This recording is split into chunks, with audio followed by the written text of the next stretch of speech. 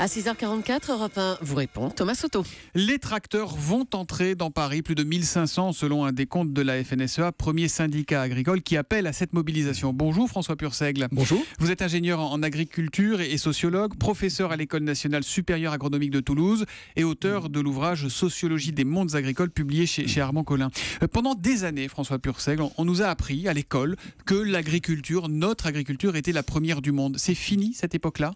Bien, effectivement, on a perdu beaucoup de place. L'agriculture française, en termes d'exportation, est 5e aujourd'hui au monde, derrière le Brésil, derrière les Pays-Bas, derrière l'Allemagne et derrière les USA, alors que jusque dans les années 99, elle était 2e pays exportateur. Mais pourquoi ils manifestent aujourd'hui, ces agriculteurs ? Pourquoi ils viennent en tracteur ? Pour de multiples raisons, pas uniquement pour des crises économiques, parce que le malaise est profond, parce qu'ils sont sapés dans leurs fondements profonds, malaise identitaire, les pratiques agricoles sont de plus en plus controversées, il faut constamment s'expliquer pour pratiquer ce métier, c'est pas simple, on a des enfants d'agriculteurs qui veulent plus forcément reprendre les exploitations, et ça c'est difficile à vivre. Difficile de traverser des crises quand les gamins ne veulent pas forcément reprendre les exploitations, quand les pratiques professionnelles au quotidien sont controversées, et notamment dans le secteur de l'élevage. Mais alors, ils demandent quoi exactement ? Parce qu'ils ne vont pas demander que leurs enfants reprennent leur ferme, ça c'est pas possible. Donc c'est quoi leurs revendications aujourd'hui ? Les revendications, elles sont multiples. C'est juste parler de leur malaise ou ça va au-delà ? Non, ça va au-delà, parce que je pense que les normes qui s'appliquent dans ce secteur-là sont avant tout des normes qui renvoient à des obligations de moyens et pas des obligations de résultats. Or, il y a déjà des résultats qui ont été accomplis sur le plan environnemental et dans bon nombre de secteurs, notamment sanitaires, et ça, ils n'en peuvent plus.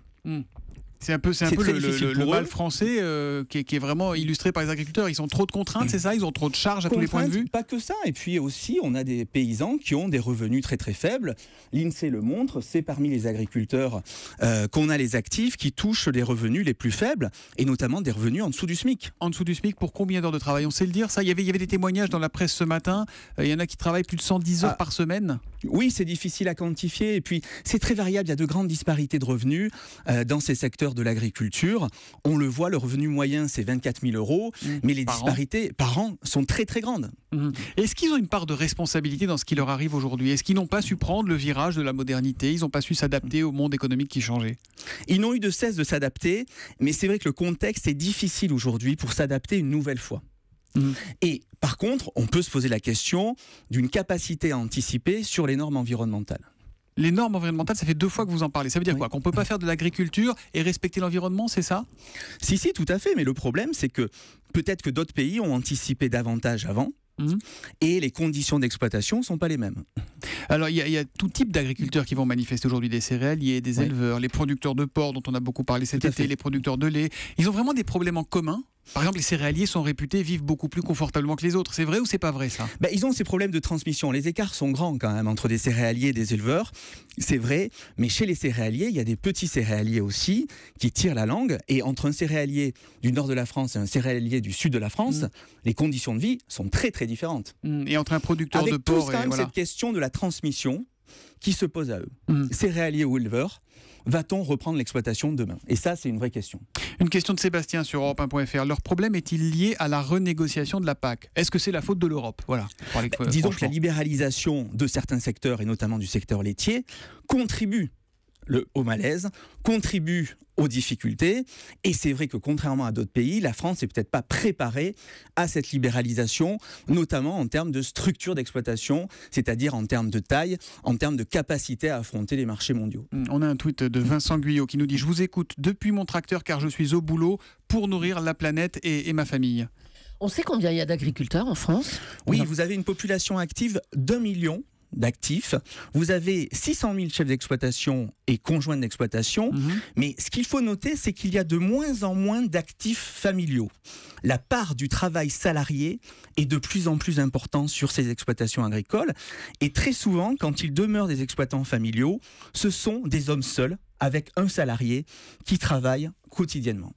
Un tweet de Marie-France P. La FNSEA, qui est loin de représenter toute la profession, serait-elle responsable de la situation actuelle? C'est vrai qu'alors là, on a un peu un double discours sur la FNSEA. Il y a ceux qui disent que c'est vraiment le syndicat qui défend les agriculteurs, et puis il y a ceux qui en doutent, qui mettent en cause Xavier Belin, son président. Alors, c'est un syndicat qui fait quand même 56% des voix aux élections Chambre d'agriculture.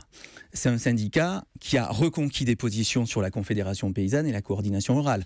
On ne peut pas contester le fait que c'est le syndicat majoritaire quand même en France, même si le paysage syndical est éclaté. Oui. Peut-on dire qu'une organisation syndicale est responsable d'une crise? Je pense que c'est peut-être un peu rapide.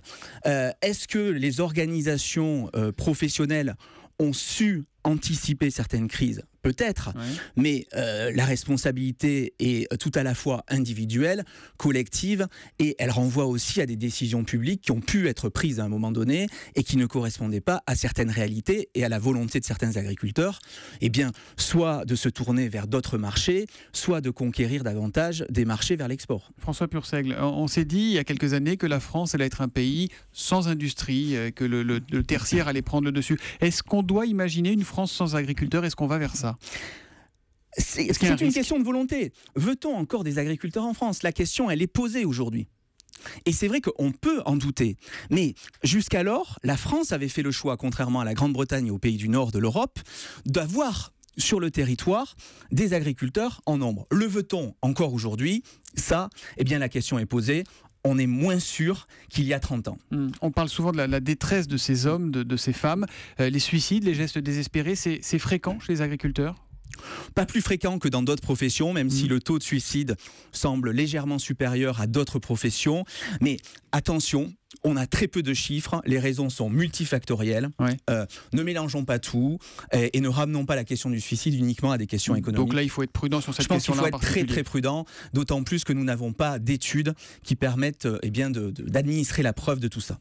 C'est une crise franco-française parce qu'on n'a pas su prendre un virage, ou c'est une crise européenne, voire mondiale? Je pense que c'est une crise mondiale, européenne.